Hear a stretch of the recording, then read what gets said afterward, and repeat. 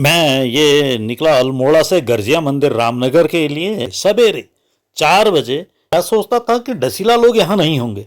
पहाड़ी भाषा में काले पत्थर को काल ढूंग कहा जाता है। ये काला ढूंगी जंगल का पेड़ है जिसको गुदगुदी होती है। सुल्ताना डाकू इस कुएं के पास रहता था। साथियों, आज मैं निकला हूँ अल्मोड़ा से गर्जिया मंदिर के लिए निकल रहा हूँ। तो इस पूरे एपिसोड में आपसे मेरी बातें होंगी अल्मोड़ा और गर्जिया मंदिर के बीच में पड़ने वाली जगहों के बारे में और उसके इतिहास या उससे मिली जुली उससे संबंधित कुछ जानकारियों के बारे में। तो सफ़र शुरू करते हैं। काला ढूंगी से ज़रा सा 3-4 किलोमीटर पहले मुझे दिशाएं खुलनी शुरू हुई। ज़रा उजाला होना शुरू हुआ।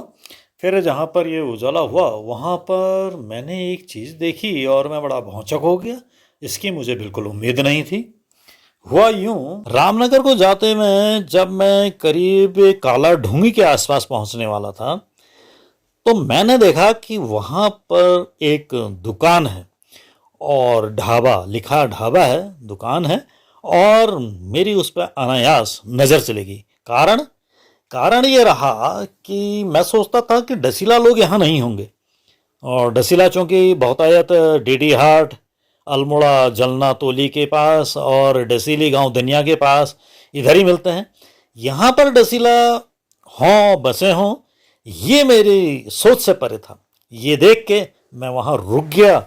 और वैसे मैं बाहर इधर उधर खाता पीता नहीं हूँ, लेकिन डसीला होने के नाते मैं बरबस रुक करके वहाँ पर चाय पीने बैठ गया। तो बातचीत के दौरान पता चला कि ये हयात सिंह डसीला हैं जो कि अब काला ढूंगी में बस गए हैं और मूल रूप से ये सिराघाट के रहने वाले। यहाँ पर इनका ये होटल है, रेस्टोरेंट है और साथ में गेस्ट हाउस भी है। इसके बाद मैं अब यहाँ से आगे को बढ़ा काला ढूंगी की तरफ। तो अब बात करते हैं काला ढूंगी की। तो काला ढूंगी के नाम से जाने वाला यह कस्बा समुद्र तल से 395 मीटर की ऊंचाई पर नैनीताल मुरादाबाद मार्ग पर हल्द्वानी से 27 किलोमीटर और नैनीताल से 26 किलोमीटर की दूरी पर स्थित है।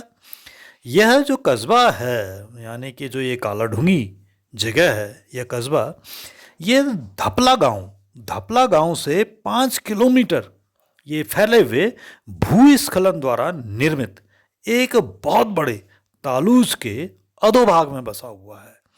यहाँ की जो प्राकृतिक छटा है वो बहुत ही खूबसूरत है।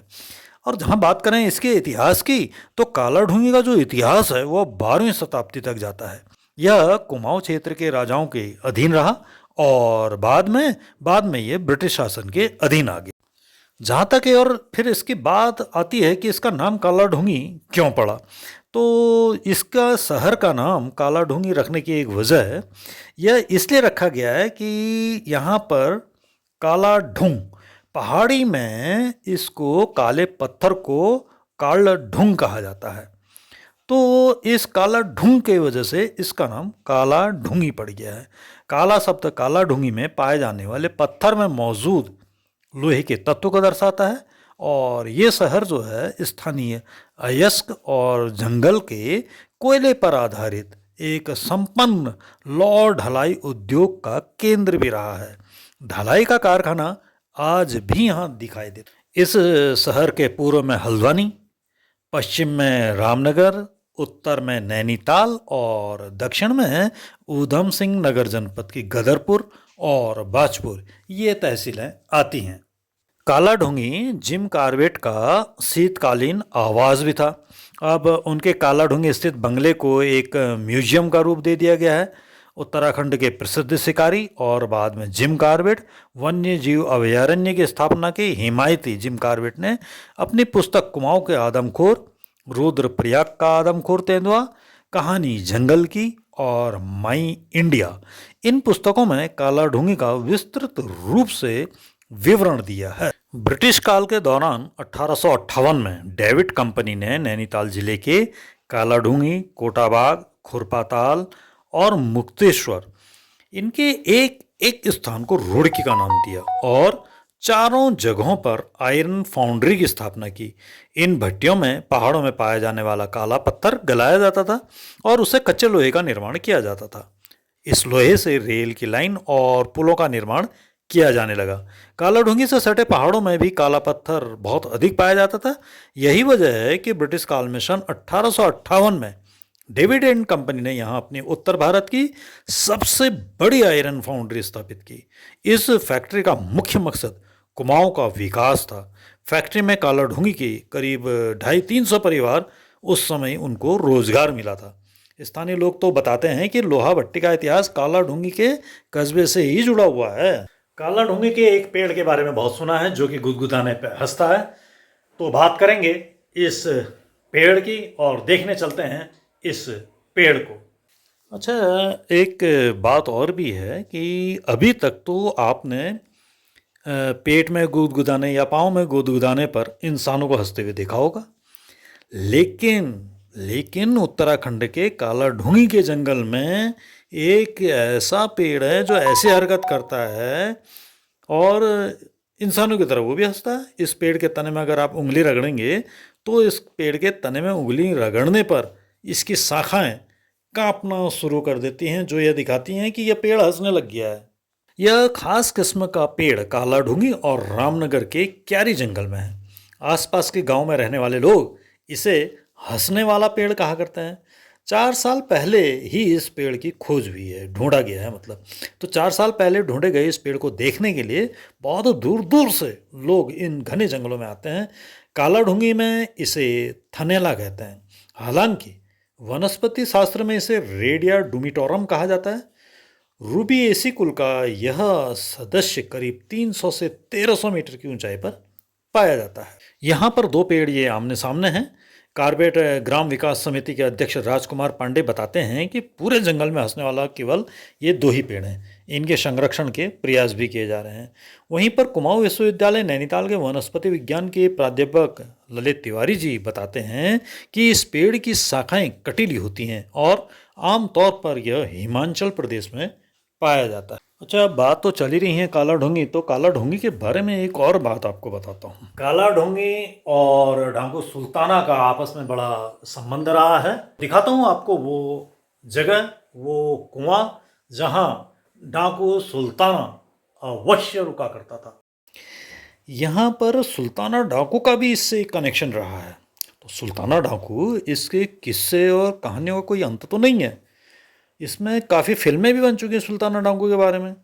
तो वर्ष 1920, अगर साल 1920 की बात करते हैं तो साल 1920 के आसपास नजीमाबाद, बिजनौर, यहाँ से लेके काला ढूंगी आसपास के जो इलाके हैं, भंवाली, नैनीताल, भीमताल, यहाँ इनका बहुत आतंक था। इसका हथियारबंद गिरोह के साथ चलने वाला सुल्ताना बहुत बड़े बड़े ज़मींदारों को खूब लूटता था। हल्द्वानी के गोलापार के सुल्तान नगरी का नाम भी इसी डाकू के नाम से जुड़ा हुआ है। अब बात करते हैं यहाँ की। तो यहाँ पर क्या है, कभी सुल्तान नगरी के पास एक काफ़ी घना जंगल हुआ करता था। उस दौर में डाकू सुल्ताना ब्रिटिश पुलिस से बचने के लिए अक्सर इस जंगल में छिप जाता था। इसके साथ ही काला ढूंगी में भी सुल्ताना डाकू आश्रय। तो ये बाजपुर से 15 किलोमीटर इधर काला ढूंगी की तरफ, यानी कि कह सकते हैं बाजपुर और काला ढूंगी के बीच में एक प्रसिद्ध वन क्षेत्र है गडप्पू। तो ये गडप्पू जो है, इसमें गडप्पू में के नदी के बीचों बीच में एक अद्भुत अंदाज में खड़ा एक कुआं है जिसको कि डाकू सुल्ताना का कुआं कहा जाता है। तो यह डाकू सुल्ताना का कुआं, इसके बारे में लोगों का मानना है कि आज भी इस कुएं के आसपास डाकू सुल्ताना की आत्मा यहाँ आती है और कई बार लोग इसे देखे जाने का दावा भी करते हैं। गडप्पू नदी के पास ये कुआं उस समय की अपनी कहानी को बयां करता है। स्थानीय लोगों के अनुसार सुल्ताना डाकू इस कुएं के पास रहता था और अफगानिस्तान से नेपाल को जाने वाले बंजारा जाति के व्यापारों को उनको लूटा करता था, जिस कारण इस रास्ते का नाम ही बंजारी रोड पड़ गया। लोग बताते हैं कि इस ये कुआं उनका मेन अड्डा था डाकू सुल्ताना का। तो इस अड्डे पे, डाकू सुल्ताना के ये वाले कुएं वाले अड्डे पे, डाकू सुल्ताना के 2 शार्प शूटर 24 घंटे बंदूक लेकर यहाँ पर पहरा देते थे। सुल्ताना डाकू भले कहीं भी डकैती डाले, लेकिन गडप्पू के जंगल में अपने अड्डे पे आके ज़रूर यहाँ पर रुकता था। उसने काला ढूंगी समेत आसपास के क्षेत्र में कभी डकैती नहीं डाली। तो ये थी बातें अल्मोड़ा टू गर्जिया यात्रा में पढ़ने वाले मेरा पहला पड़ाव काला ढूंगी के बारे में। इसमें आपने देखा इसका नाम काला ढूंगी किस लिए पड़ा, और साथ में देखिए अपना वो हंसने वाला पेड़, साथ में डाकू सुल्ताना का एक प्रमुख अड्डा। मिलता हूँ अब इससे अगले वाले स्टेशन में, वहाँ पर बातें होंगी उस स्टेशन के बारे में। जारी रखिएगा देखना अल्मोड़ा टू गर्जिया। अभी तो अब मैं इस वाले वीडियो को यहीं पर समाप्त करता हूँ, काफ़ी लंबा बन गया है। अब बात करूँगा इसके अगले दूसरे स्टेशन के बारे में। तो मिलता हूँ अब आपको दूसरे स्टेशन में, जो कि है कोटा बाग। तो अगले वीडियो में बात करूँगा कोटा बाग की, और सफ़र जारी रहेगा ये अल्मोड़ा से गर्जिया देवी मंदिर का। बीच में रुक रुक के ये बातें हम करते रहेंगे।